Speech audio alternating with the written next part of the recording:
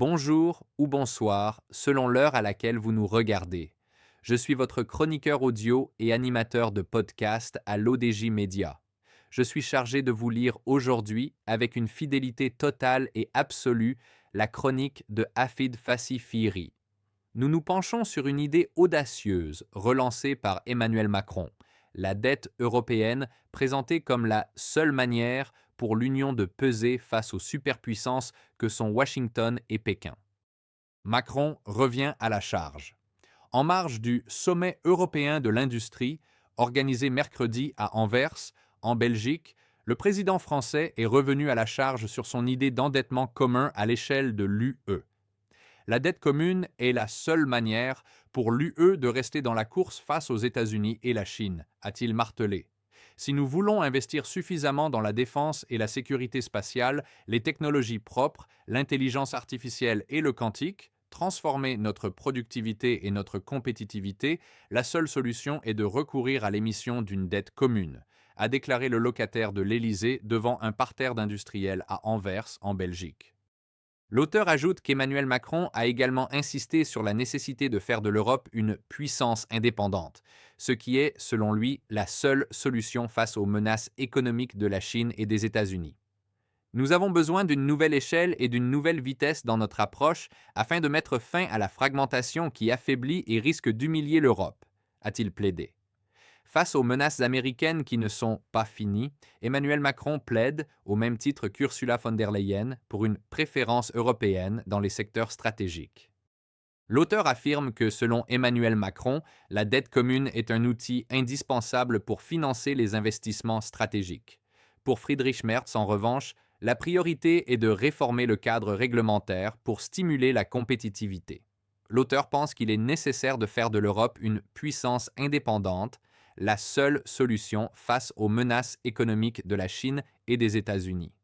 Nous avons besoin d'une nouvelle échelle et d'une nouvelle vitesse dans notre approche afin de mettre fin à la fragmentation qui affaiblit et risque d'humilier l'Europe, a-t-il plaidé devant un parterre d'industriels à Anvers, en Belgique. L'auteur explique que lors de ce discours, le président français a une nouvelle fois évoqué l'idée de Eurobonds, des emprunts communs européens pour financer des investissements massifs et rester dans la course face à Pékin et Washington. Si nous voulons investir suffisamment dans la défense et la sécurité spatiale, les technologies propres, l'intelligence artificielle et le quantique, transformer notre productivité et notre compétitivité, la seule solution est de recourir à l'émission d'une dette commune, a-t-il déclaré lors de ce sommet sur l'industrie européenne. Cette idée d'un endettement commun européen est défendue par la France depuis des années, mais toujours repoussée par d'autres pays, dont l'Allemagne. Nous vivons une période totalement inédite, a affirmé Emmanuel Macron. Nous devons donc accepter de prendre des mesures cruciales qui ne sont pas très communes dans la boîte à outils européenne classique, a-t-il estimé. Je suis convaincu que nous devons clairement faire passer le message que nous sommes en situation d'urgence, a assuré le chef de l'État à Anvers, avant d'ajouter « Il sera bientôt trop tard ». L'auteur conclut que le président a également appelé les pays volontaires à appliquer les réformes du marché unique européen proposées par la Commission, si celle-ci n'avance pas d'ici fin juin, en recourant à des coopérations renforcées. La présidente de la Commission Ursula von der Leyen a également ouvert la porte à de telles coopérations renforcées, si nécessaire. Mais en attendant, les divergences entre Paris et Berlin sont bien flagrantes et bien pesantes. Cette situation met en lumière la difficulté de l'Union européenne à s'accorder sur une vision économique et stratégique commune, malgré les appels pressants à l'unité face aux défis mondiaux. C'est sur cette note de réflexion que s'achève notre lecture d'aujourd'hui. Je tenais à vous remercier personnellement pour votre fidélité et pour l'attention que vous portez à nos analyses. En tant que votre hôte, j'ai mis un point d'honneur à respecter scrupuleusement l'intégrité et la lettre des propos de l'auteur afin de vous transmettre sa vision sans aucun filtre.